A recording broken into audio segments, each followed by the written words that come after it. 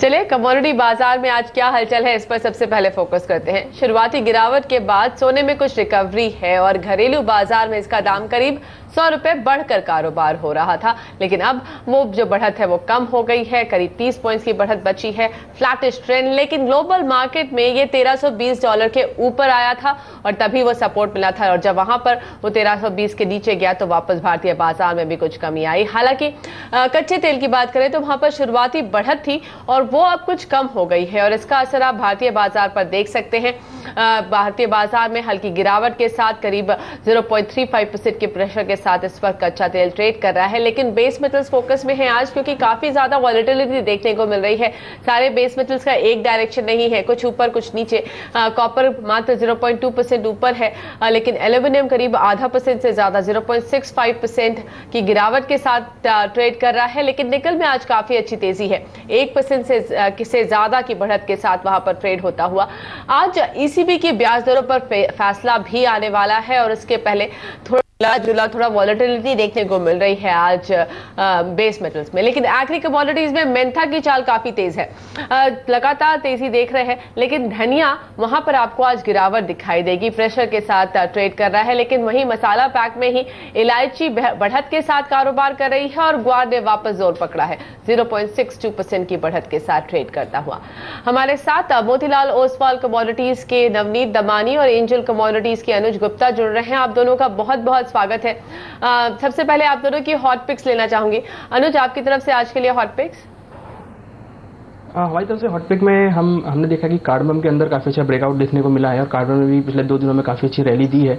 मुझे लगता है कार्डमम के अंदर बाय इनिशिएट कर सकते हैं अगस्त कॉन्ट्रैक्ट में करीबन 920 के आसपास। स्टॉप लॉस 870 का रहेगा, टारगेट 1000 तक देखने को मिल सकता है। ऐसे पोजिशनल तौर पर भी इस कॉल को ले सकते हैं। साथ में हमने टर्मरिक में भी काफ़ी अच्छा ब्रेकआउट आता हुआ देखा है। यहाँ वॉल्यूम बढ़ते हुए दिखाई दिए हैं, प्राइस यहाँ बढ़ता हुआ दिखाई दिया है। मुझे लगता है कि 8250 के आसपास टर्मरिक में बाय इनिशिएट कर सकते हैं। स्टॉप लॉस करीबन 7850 का रहेगा, टारगेट करीबन 8800 तक देखने को मिल सकता है। इसको भी ऐसे पोजिशनल तौर पर बाय इनिशिएट कर सकते हैं। ओके, और नवनीत, आपकी तरफ से कहाँ है पैसे लगाने की सलाह? जी, हम सजेस्ट करेंगे कि कॉपर में एक सेल स्ट्रैटेजी बनती है, 337 के आसपास सेल किया जा सकता है। 339.5 का स्टॉप लॉस रहेगा, आपका डाउन साइड टारगेट 332 की तरफ रहेगा। हमने देखा है काफ़ी हद तक ये रैली जो कॉपर में सेट इन हुई है, प्राइस इन हो गई है और यहाँ पर एक स्ट्रॉन्ग रेजिस्टेंस के आसपास ट्रेड हो रहा है, तो यहाँ से करेक्टिव मूव कॉपर में प्ले आउट करना चाहिए। सेकंड स्ट्रैटेजी रहेगी सिल्वर में बाय की स्ट्रैटेजी रहेगी। सिल्वर में हमने करीब 2200 पॉइंट्स का आसपास का करेक्शन देख चुके हैं लास्ट कुछ दिनों में। ऐसा लग रहा है कि 45,500 45,600 के आसपास एक बाय रिकमेंडेशन रहेगा। 45,300 के आसपास आपका स्टॉप लॉस रहेगा। अपसाइड पोटेंशियल 46,200 के आसपास। ओके, तो ये है आज की हॉट पिक्स। लेकिन इस बीच पिछले 2 साल सूखे के बाद इस साल महाराष्ट्र में काफी अच्छी बारिश हुई है और इसका असर खेती पर साफ दिखाई दे रहा है। राज्य में लक्ष्य का 80% खरीफ की बुआई ऑलरेडी पूरी हो चुकी है। इसमें तिलहन और दालों की खेती लक्ष्य से भी ज्यादा हुई है। खास तौर से सोयाबीन, अरहर और उड़द की खेती में 2 गुने की बढ़त देखने को मिली है। अब तक 1 करोड़ 12 लाख हेक्टेयर में बुआई हुई है, जिसमें से 36 लाख हेक्टेयर में तिलहन की खेती हुई है। आपको बता दें, देश में सोयाबीन की करीब 30% पैदावार महाराष्ट्र में होती है, जबकि 60% मध्य प्रदेश और 10% अन्य राज्यों में होती है। वहीं उड़द की खेती में महाराष्ट्र देश का सबसे बड़ा राज्य है। देश की काफी बड़ा हिस्सा, ऑलमोस्ट 18% जो हिस्सा है उड़द का, यहीं पैदा होता है। लेकिन अरहर की बात करें तो अरहर के मामले में भी महाराष्ट्र देश का सबसे बड़ा राज्य है। 30% अरहर की पैदावार महाराष्ट्र में ही होती है। हमारे साथ अनुज गुप्ता है। अनुज, महाराष्ट्र सोयाबीन की खेती वाला दूसरा सबसे बड़ा राज्य है और यहाँ पर सोयाबीन की 2 गुनी खेती हुई है, तो क्या अब ये माने कि सोयाबीन दबाव में रहेगा? आपका नजरिया क्या बन रहा है सोयाबीन पर? ये सोयाबीन को अगर देखें तो ये पहले से ही काफ़ी दबाव में चल रहा है। अगर हम पूरे साल से स्टार्टिंग में देखें तो इसमें काफ़ी करेक्शन देखने को मिला है और मुझे लगता है कि ये जो पॉजिटिव फिगर सामने देखने को मिली हैं, डेफिनेटली यहाँ पर भी एक नेगेटिव ट्रेंड देखने को मिलेगा। ऑलरेडी अगर हम देखें तो पिछले 2 महीने से कंटिन्यूस नेगेटिव ट्रेंड में ही सोयाबीन ट्रेड कर रहा है। हालांकि पिछले 3-4 दिनों में कुछ समझने की कोशिश करी थी, बट मुझे लगता है कि ट्रेंड नेगेटिव है, तो हो सकता है कि इसमें भाव में दोबारा करेक्शन देखने को मिले। हालांकि भाव जो इसके अक्टूबर कॉन्ट्रैक्ट है, जिस महीने में नई क्रॉप आएगी, वो अगर हम देखें तो करीबन 3700 के आसपास चल रहा है, 3703 33 के आसपास। मुझे लगता है कि इसमें भी भाव करेक्ट हो सकते हैं और नीचे भाव करीबन 3600 से लेकर 3550 तक की रेंज में देखने को मिल सकते हैं। तो ओवरऑल मुझे लगता है कि सोयाबीन का जो ट्रेंड है वो नेगेटिव रहेगा। क्रॉप की फिगर सामने है, जब एक्चुअल प्रोडक्शन सामने आएगा, जब अराइवल स्टार्ट होंगी तो भाव में और करेक्शन देखने को मिलेगा। अनुज, दालों के मामले में स्पेशली अरहर और उड़द की जो हम बात कर रहे थे, वहां पर महाराष्ट्र सबसे बड़ा राज्य है, तो अब क्या माने कि दाल की कीमतों में कुछ कमी आएगी? देखिए, अगर हम देखें तो हालांकि एनसीडीएक्स से चना डिलिस्ट हो चुका है, मगर उसके भाव भी अगर हम देखें तो करीबन 9000 के आसपास चल रहे हैं। मुझे लगता है कि अब अगर पल्सेस का प्रोडक्शन अच्छा होता है, हालांकि हमने इस साल काफ़ी ज़्यादा क्वांटिटी में जो है वो आयात भी किया है, मुझे लगता है कि कहीं ना कहीं अगर हम अच्छी क्वांटिटी में पैदावार होती है पल्सेस की, तो एक नेगेटिव ट्रेंड देखने को मिलेगा, एक प्रॉफिट बुकिंग, एक करेक्शन अगर हम बोले तो यहाँ देखने को मिलेगा। मगर मुझे लगता है कि एक्चुअल फिगर सामने आने के बाद ही यहाँ पर देखने को मिलेगा। दूसरी बड़ी बात अगर हम देखें तो इस बार गवर्नमेंट ने बफर स्टॉक भी यहाँ पर काफ़ी किया हुआ है, तो हो सकता है कि नेक्स्ट ईयर में जब क्रॉप आएगी तो हो सकता है कि उसके बाद भाव में गिरावट देखने को मिले। जो एक्चुअल फिगर सामने भी दिखाई दे रही है बुआई की, वो मुझे लगता है कि थोड़ी पॉजिटिव रहेंगी और हो सकता है कि जो पल्सेस है उसमें करेक्शन देखने को मिले। ओके, और सोयाबीन और सरसों में इस वक्त करना क्या चाहिए?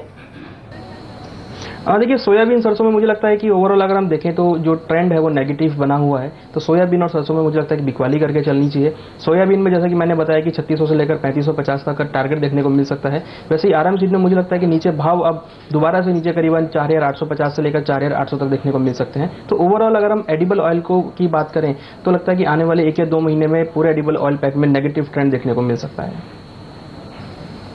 ओके, एडिबल ऑयल पैक आके कमजोर हो सकता है, ये संभावना दिख रही है अनुज को।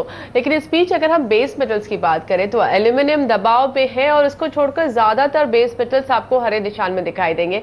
निकल काफी अच्छी मजबूती देख रहा है और जिंक का दाम भी 150 रुपए के ऊपर चला गया है। इस साल के दौरान जिंक में आप देख सकते हैं करीब करीब 40% की तेजी आ चुकी है। फिलहाल ये एलएमई पर 14 महीने के ऊपरी स्तर पर कारोबार कर रहा है। वहीं निकल की बात करें तो वो भी 9 महीने के ऊपरी स्तर पर कारोबार हो रहा है। नवनीत, बेस मेटल्स में क्या हो रहा है? काफी ज्यादा हलचल है। अगर हम देखें तो ऐसा लग रहा है कि अब वो जो लो लेवल्स है उससे काफी ऊपर आ गए हैं, तो करना क्या चाहिए? जी, जैसा कि आपने बताया कि जिंक में 38% का रैली हमने ईयर टू डेट देखा है और ये रैली कुछ हद तक मोस्ट ऑफ द फैक्टर्स जो भी है प्राइस इन हो चुके हैं। जिंक में एक डेफिसिट का माहौल बना हुआ है और आईएलएसजी का जो डेटा कल आया है उसमें भी लार्जर देन एक्सपेक्टेड डेफिसिट दिखाया गया है, तो उसके चलते जिंक में थोड़ी तेजी आज देखने मिल रही है। जो जिंक की इन्वेंट्रीज है करीब 4 साल में सबसे लोएस्ट लेवल पे स्टार्ट ऑफ द ईयर पे थी, अब कुछ सब्सटेंशियल जंप देखने मिला है। कुछ लास्ट 3 महीने में 16% जंप इन इन्वेंट्री देखने मिला है। तो ये जो तेजी है मुझे लग रहा है कहीं ना कहीं टॉपिंग आउट होना चाहिए। 2200 से $2300 एलएमई पे एक बहुत स्ट्रॉन्ग लेवल है जहां पर जिंक टॉप आउट होना चाहिए। ऑन द एमसीएक्स 152 153 के आसपास स्ट्रॉन्ग रेजिस्टेंस है अपसाइड पे। उसके ऊपर के भाव मुझे ऐसा लग रहा है कि लिक्विडिटी ड्रिवन रहेंगे और ज्यादा यहां पर play out on the upside नहीं करना चाहिए। ओके, और जिंक जहां पर हम 150 के ऊपर का स्तर देख रहे हैं और इंटरनेशनल मार्केट में भी आई थिंक 14 मंथ हाई पर है, वहां पर क्या करें? जी, मैं जिंक के तो मैंने आपको बता चुका हूँ। निकल के बारे में अगर हम बात करें तो निकल का जो प्राइस है वो below cost of production last कुछ महीनों से चलता आ रहा था। हमने देखा था कि प्राइस 8000 के लेवल्स के आसपास तक चले गए थे। यहाँ पर निकल की जो बिगेस्ट सप्लायर है टू चाइना, पहला इंडोनेशिया था जो 2 साल पहले बैन में आ गया था और अब लास्ट कुछ दिनों में Philippines was the biggest supplier to China for nickel. But nickel का जो नए माइनिंग मिनिस्टर आए हैं उन्होंने एक लॉ पास किया है जिसके चलते जो भी एग्जिस्टिंग माइन जो एनवायरमेंटल क्लियरेंस के अंडर फॉल होगी उनको क्लोज आउट करने का ऑर्डर दिया गया है। तो 3 माइंस कल लास्ट कुछ हफ्तों में बंद हो गई है, उसके चलते एक पॉजिटिव सिनेरियो डेवलप हुआ है। स्टील प्राइसेस में भी एक रिवाइवल है, उसके चलते एक पॉजिटिव सिनेरियो निकल में डेवलप हो रहा है। तो ये रैली जो निकल में है मुझे लग रहा है कुछ और हद तक सस्टेन हो सकती है। 12500 से 13000 का लेवल हम एलएमई पे देख सकते हैं। एमसीएक्स पे 735 का भाव भी इजीली पॉसिबल लग रहा है। ओके, तो ये सलाह है इस वक्त बेस मेटल्स पर। लेकिन फिलहाल हम लेंगे एक छोटा सा ब्रेक। आगे आपके कुछ सवालों के जवाब लेकर आएंगे, बने रहिए हमारे साथ।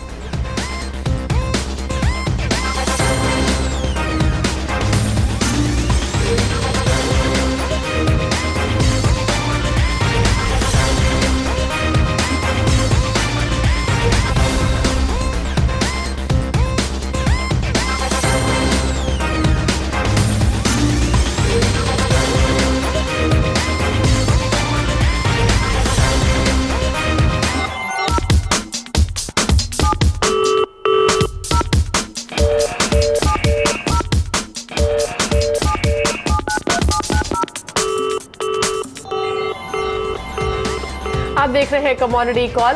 पहले कॉलर से बात करते हैं। संभल से अशरफ अली जुड़ रहे हैं हमारे साथ। नमस्कार अशरफ जी, बताइए सवाल क्या है आपका। नमस्कार मैम, मेरा 2 लोट है मेंथा का बेचे हुए हूँ मैं 900 रुपए का। ओके।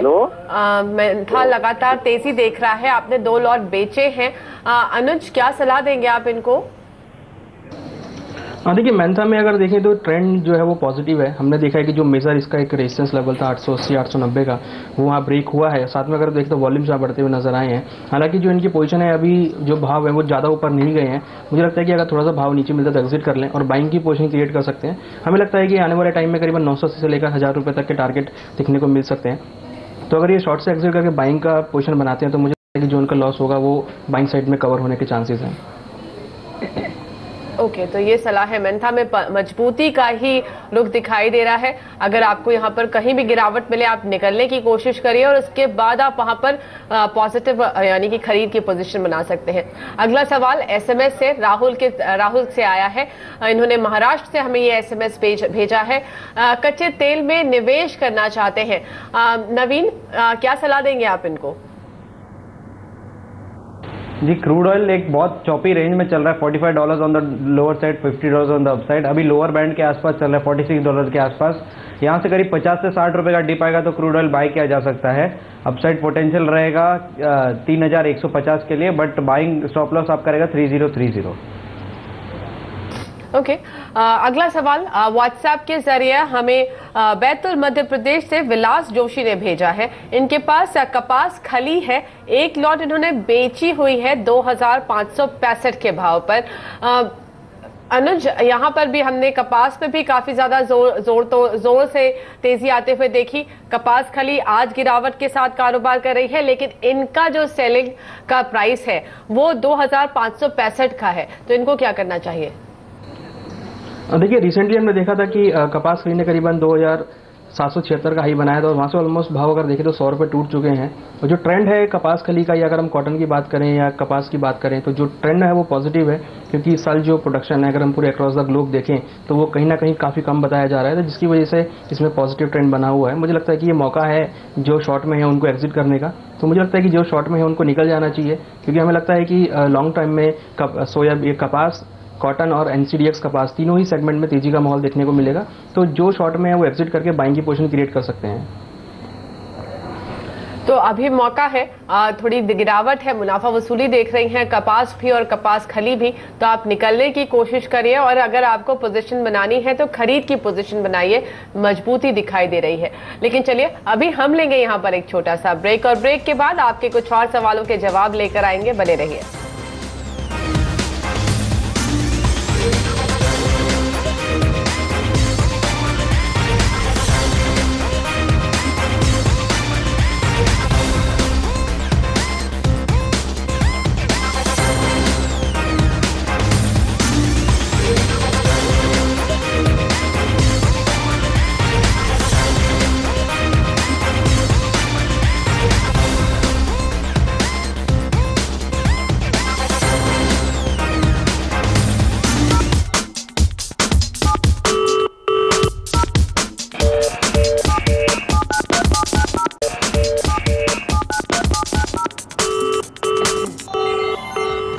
कमोडिटी कॉल में अब हमारे साथ चेन्नई से जितेंद्र कुमार जुड़ रहे हैं। नमस्कार जितेंद्र जी, बताइए सवाल क्या है आपका।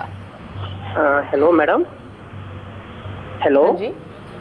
हाँ जी, मैंने 10 के जी, हमें आपकी आवाज आ रही है। हाँ, हमने 10 किलो चांदी परचेज किया था। फिजिकली 47 में लिया था। अच्छा, आगे का क्या आइडिया आप कुछ बता सकते हैं। आप वेट कर सकते हैं क्या, यहाँ इस पोजीशन को होल्ड करके रख सकते हैं। हम 3-4 मंथ्स होल्ड कर सकते हैं मैडम। ऑलराइट। नवीन, क्या सलाह होगी। 47,000 पर बाइंग की पोजीशन फिजिकल में अगले 3 से 4 महीने रुक सकते हैं। नवनीत, सॉरी। जी, मुझे लगता है कि ये बहुत अच्छी स्ट्रेटेजी है जो इन्होंने 47,000 के आसपास इनिशिएट की और पोजिशनली फिजिकल में डिलीवरी लिया है। तो कोई एमटीएम भी नहीं है। तो ये लेवल पे अगर एवरेज करने की सलाह दूंगा तो वो भी सही रहेगी कि यहाँ पे एवरेज किया जा सकता है। अनलेस एंड अनटिल 49,000 50,000 का लेवल्स उनको देखने मिल सकता है अगले 3 से 4 महीने में, वहाँ पर एग्जिट करने का रिकमेंडेशन रहेगा। मुझे नहीं लगता कि 44,000 के नीचे भाव सस्टेन करने चाहिए, तो 45,000 के आसपास अगर एवरेज करना चाहे तो वो भी इनिशिएट कर सकते हैं। ओके, अगला सवाल एसएमएस के जरिए उत्तराखंड से सोनू कुमार ने भेजा है हमें। इनके पास हम मेंथा ऑयल का ये आगे का ट्रेंड समझना चाहते हैं। अनुज, मेंथा ऑयल काफी पॉजिटिव दिख रहा है, लेकिन कितनी और स्ट्रेंथ बाकी है? क्या 930 940 के आसपास भी खरीदना बनता है? देखिए, जैसा कि मैंने बताया कि काफ़ी अच्छा ब्रेकआउट यहाँ देखने को मिला है। मुझे लगता है कि जो ट्रेंड है बना है वो पॉजिटिव बना है। जैसा कि मैंने बताया कि करीबन 1000 रुपीज़ तक का टारगेट यहाँ देखने को मिल सकता है। तो जैसा कि ट्रेंड अभी है पॉजिटिव, तो मुझे लगता है कि पॉजिटिव साइड में ही ट्रेड करना चाहिए। हालांकि अगर हम देखें तो कहीं ना कहीं एक रेंज में मार्केट अभी ट्रेड कर रहा है, अगर हम इंट्राडे या पिछले 2 दिनों की बात करें तो। बट जो ब्रेकआउट मिला है मुझे लगता है कि 1000 रुपीज़ तक टारगेट देखने को मिल सकता है। तो आने वाले 10 से 15 दिनों में मुझे लगता है कि इसमें और पॉजिटिव ट्रेड देखने को मिलेंगे। ओके, तो और यहाँ पे मजबूती एक्सपेक्ट करके चल रहे हैं। तो अगर इस वक्त आपको पोजीशन बनानी है अगले 10 से 15 दिन के लिए, तो आप लॉन्ग साइड में पोजीशन बना सकते हैं। लेकिन इसी के साथ अनुज और नवनीत, आप दोनों से इजाजत लेने का वक्त। नवनीत, जाने से पहले आप कोई डिस्क्लोजर देना चाहेंगे? जी, ये इनमें से कुछ स्ट्रेटेजी हमने अपने क्लाइंट्स को रिकमेंडेशन दी है। We personally do not hold any kind of strategy. Okay, और अनुज, आपकी तरफ से कोई डिस्क्लोजर? हमने जो भी यहाँ डिस्कस किया है उसमें मेरी पर्सनल पोजीशन नहीं है। क्लाइंट्स को हमने यहाँ रिकमेंड किया है, उनकी पोजीशन इसमें हो सकती है। ओके, आप दोनों का बहुत बहुत धन्यवाद। कमोडिटी कॉल में इतना ही, हमें यही दीजिए इजाजत और आप देखते रहिए CNBC आवाज। हमारी टीम की तरफ से नमस्कार।